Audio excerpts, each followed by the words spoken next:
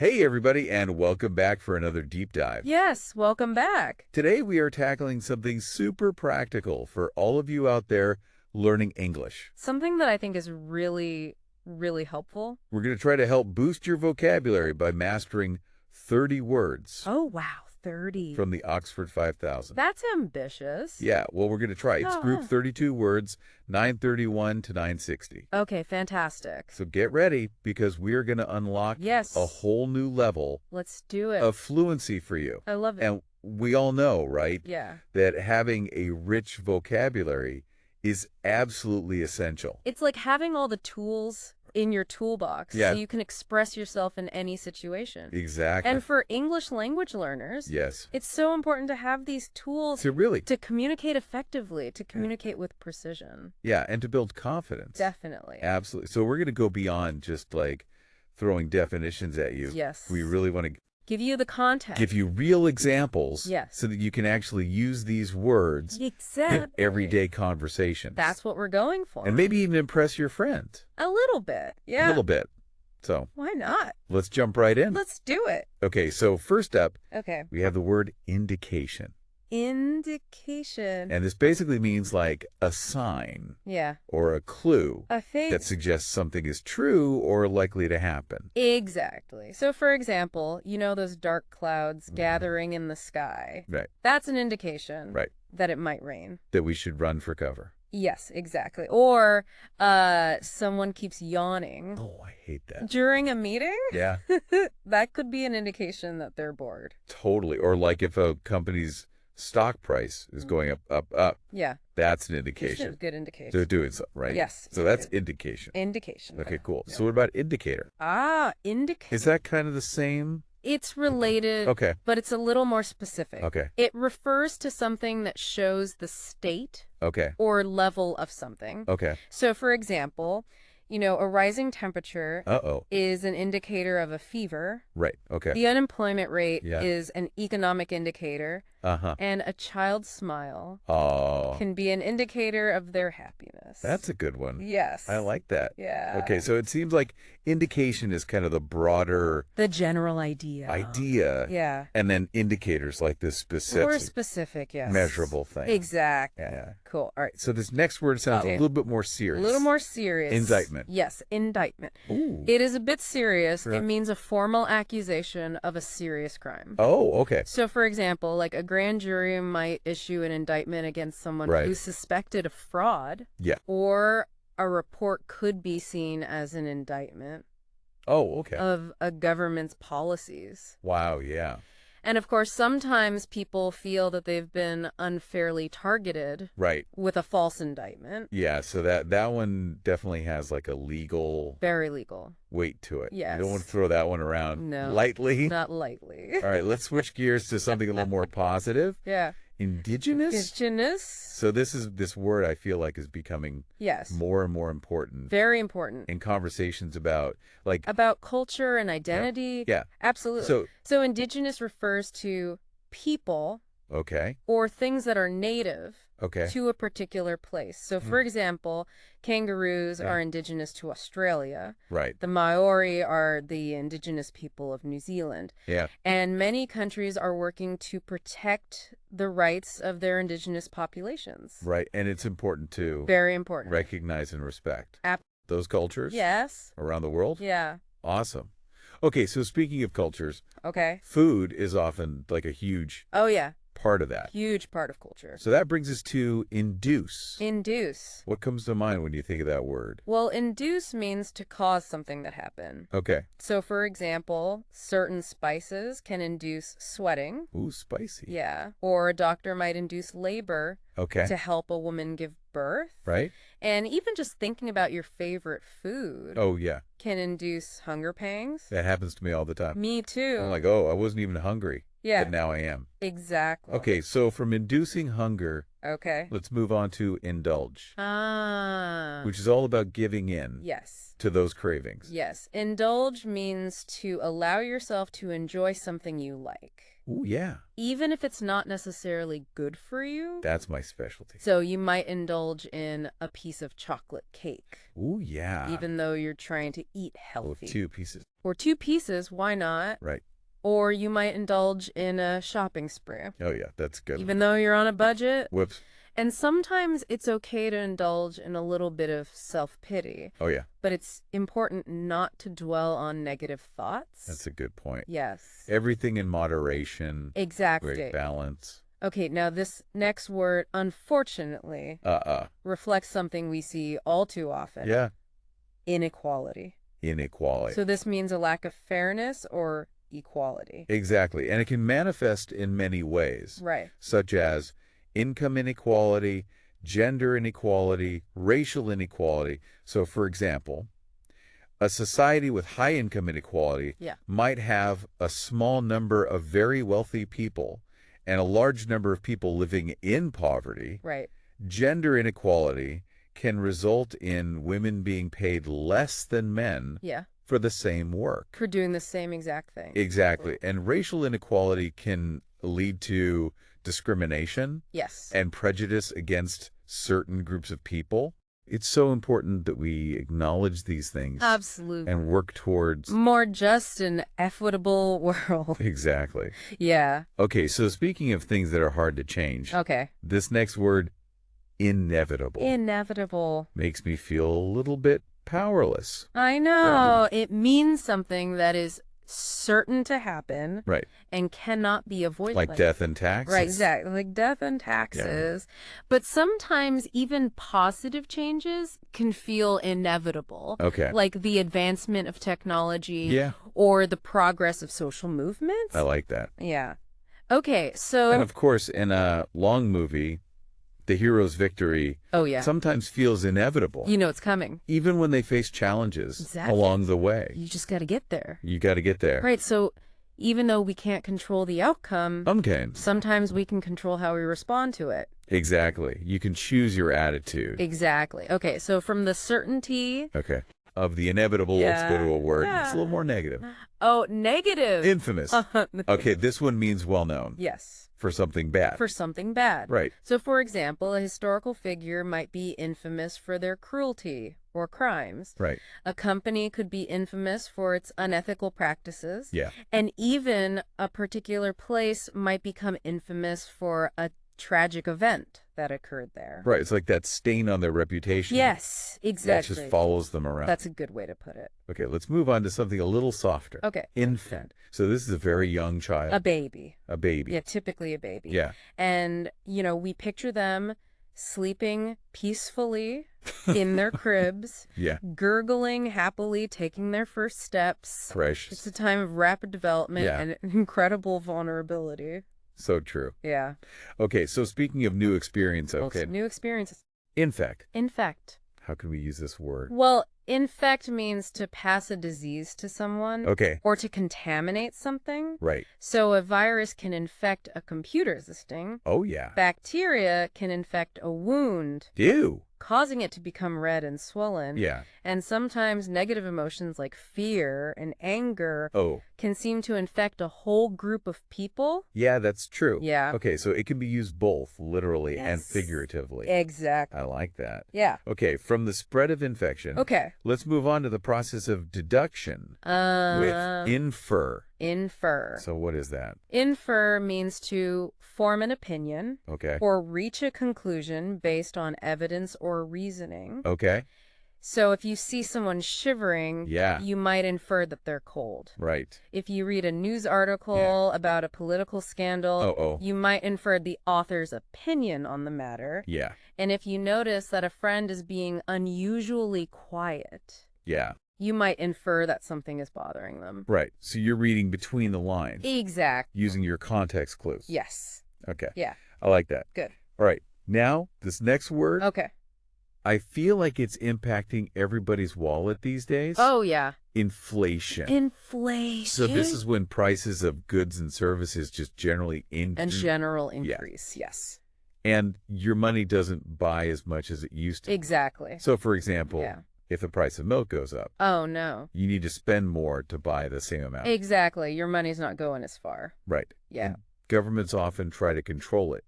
Yes, they try. Through economic policies. Through various policies, yes. Yeah, and if it gets really, really bad, it can lead to economic instability. Yes, definitely. Oh, not good. Not good. Not good at all. All right, what's next? From the economic impact of inflation. Okay. Let's move to a word that describes kind of causing harm. Okay. Or pain. Causing harm. Inflict, yeah. So this means to cause something unpleasant. Yes, unpleasant or painful. Or painful. To happen to someone. So, for example, a natural disaster can inflict damage on a city. Of course. A bully might inflict emotional pain on their victim. Yeah. And sometimes we can even inflict harm on ourselves through negative self-talk. Yeah. Or unhealthy habits. Yeah, it's important to remember that our words and actions can have a big impact. Can really have an impact on others. On other people. Yeah. Yeah. So let's try to use our influence for good. Absolutely. Right? Speaking of influence. Okay, influence. Influential. Influential. So this describes someone or something that has a big impact on something else. A significant impact. Right. Yeah. So, for example, a teacher can be influential in shaping a student's life. Absolutely. A book can be influential in changing people's opinion. Totally. And a political leader can be influential in shaping the course of history. Wow. So it's amazing to think about those ripple effects. It is amazing. Right? Yeah. Of influential people. Yes. Okay, for a quick one? Okay, quick one. Info. Short for information. Information. So this means just facts or details about something. Yeah, exactly. You might ask someone for info. Yeah. About a product. Before you buy it. Before you buy it. Yep. A website might give you info about local events. Exactly. Your friend might share some info about a job opening. That's great info. That's really good info. Yeah. So all about staying informed. Staying informed. Right. Yes. Okay, speaking of keeping society running smoothly. Okay. We have infrastructure. Infrastructure. So big word. Big word, but important. It's important. It refers to the basic systems and facilities that a country or an organization needs to function. So like roads and bridges. Roads, bridges, power grids, communication networks. So it's essential for, like, economic growth? Essential. Transportation, communication. All of the above. It's like the backbone. Yes, the backbone. Of a society. Society, exactly. Right. Yeah. Without it, things would fall apart. Quickly. Yeah. Very quickly. Okay, so from the systems that support a community, let's focus on the people who actually live there. All right. With inhabitant. Inhabitant. So an inhabitant is a person or animal that lives in a particular place. Very simple. Yeah. So a city could have millions of inhabitants. Millions. Right. A forest could have... Be inhabited by a variety of animals. Yeah. And a small village might only have a few hundred. A few hundred, yeah. So it's just whoever's living there. Exactly. Yeah. Whoever calls that place home. Okay, awesome. Yeah. Okay, so let's move on to a word that describes those essential qualities. Okay. Inherent. Inherent. So this one means something that's a natural part of something else. Yes. And it can't be separated from it. Built in. It's just built in. Yeah. So the ability to learn. It's inherent in humans. Risk is inherent in any investment. Okay. And beauty is often seen as inherent in nature. Right. Yeah. It's part of it. Yeah, part of its essence. Okay, so from those inherent qualities, let's talk about receiving something from someone else. Okay. Inherent to receive something. Yes. Like money or property. Usually when someone has died. Right. Yes. So you might inherit a house from your grandparents. Okay. You might inherit your mother's blue eyes. Oh. And we all inherit a legacy of history and culture from previous generations. Right. Yeah. So both tangible and intangible things. And intangible things. Yes. Yeah. Good point. Okay. So from inheritance. Okay. Let's move on to inhibit. Inhibit. To hold something. Yes. To prevent or slow down something. Okay. So for example, fear can inhibit our progress. Right. A lack of confidence can inhibit our ability to speak up. Yeah. And certain medications can inhibit the growth of harmful bacteria. Oh, okay. So it can be good. It can be good or bad. And bad. Depending on the situation. Depending on the situation. Yes. Sometimes you want to hold something back. Yes. Sometimes you need to. Sometimes you want to let it go. And sometimes you need to let it go. Yeah. Okay, cool. All right. So from holding back to starting something new. Okay. With initiate. Initiate. So to begin something or cause something to begin. Exactly. The government might initiate a new policy. Yes. A student might initiate a conversation with their professor. Good for them. Yeah, right? And a group of friends might initiate the game of basketball. Yeah, so it's taking that first step. Taking the first step. Setting things in motion. Exactly. All right. And speaking of setting things in motion. Okay. We have inject. Inject. So this means to force something. Yes, usually a liquid. Yeah. Into something else. So a doctor might inject a patient with medicine. A chef might inject a turkey with flavoring. Ooh, delicious. Yeah, and you can inject humor into a conversation. I like that. Or energy into a project. Yes, you can inject all sorts of things. Figuratively. Figuratively, yes. Okay. Yeah. Cool. And of course, the noun form of that is injection. Injection. Right. Yes. The act of injecting something. The act of injecting or the substance that's injected. Yeah. So we hear about it a lot in medicine. A lot in medicine. But, you know. But it can be other things, too. Yeah. Like an injection of cash. Exactly. To a struggling business. That's a good one. Yeah, okay. Let's address a word that reflects a lack of fairness. Injustice. Injustice. Yeah. So this is a really powerful word. It is powerful. It speaks to that sense of wrongness. Yes. And inequality. Okay. We see injustice in so many forms. Unfortunately, yes. Deprivation, poverty, abuse of power. All of those things. Yeah, it's important to recognize it. Absolutely. Speak out against it. Yes. And work towards a more just and equitable world. Yes. Okay, let's lighten things up a little bit. With the word ink. Ink. Something we all use. We all use ink. Whether it's in our pens. Yes. Our printers, our tattoos. Our tattoos. So ink is a colored liquid used for writing, printing, or drawing. Yeah. You know, and we might say a contract is signed in ink. Okay. A writer might run out of ink. Oh, no. While working on a novel. The worst. The worst. And a tattoo artist might use different colors of ink. Right. To create a work of art on someone's skin. I love that. Yeah. It's amazing how ink has played such a big role. A huge role. In human communication and expression. Throughout history. Yeah. Yeah. Okay, from the permanence of ink. Okay. Let's shift to a word that represents confinement. Confinement, okay. Inmate. This refers to a person who's confined in a prison or hospital. Yes, typically. Yeah.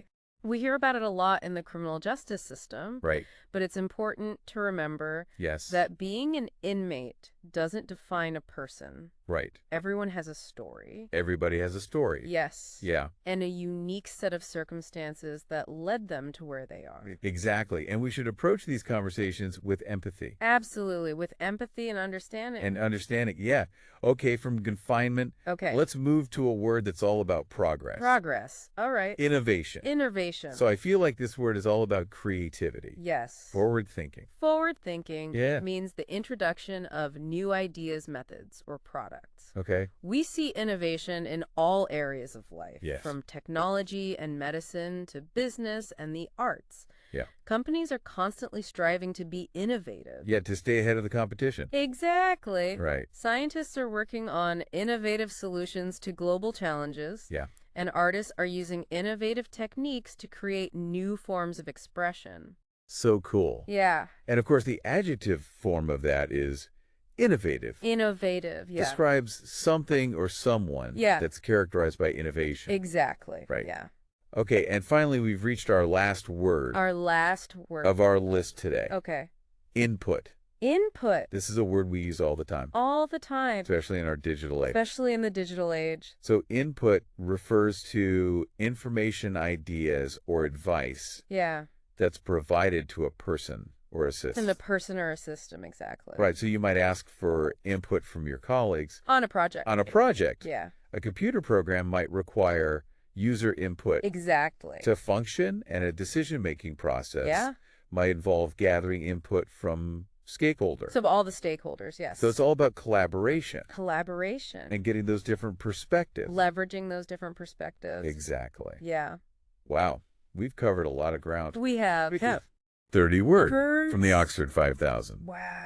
Hopefully you've gained some insights into their meanings. And how to use them. And how to use them effectively. Exactly. So remember, language learning is a journey. It's a journey. It's not a destination. Not a destination. So don't be afraid to make mistakes. Yes. Practice regularly. Absolutely. So most importantly, have fun with it. Have fun with it. Yeah, the more you engage with language, the more confident you'll become. Exactly. So keep exploring. Keep learning. Keep expanding that vocabulary. Keep expanding that vocabulary. Thanks for joining us. Thanks for joining us. On this deep dive into the fascinating world of words. It's been a pleasure. We'll see you next time. See you next time. Bye.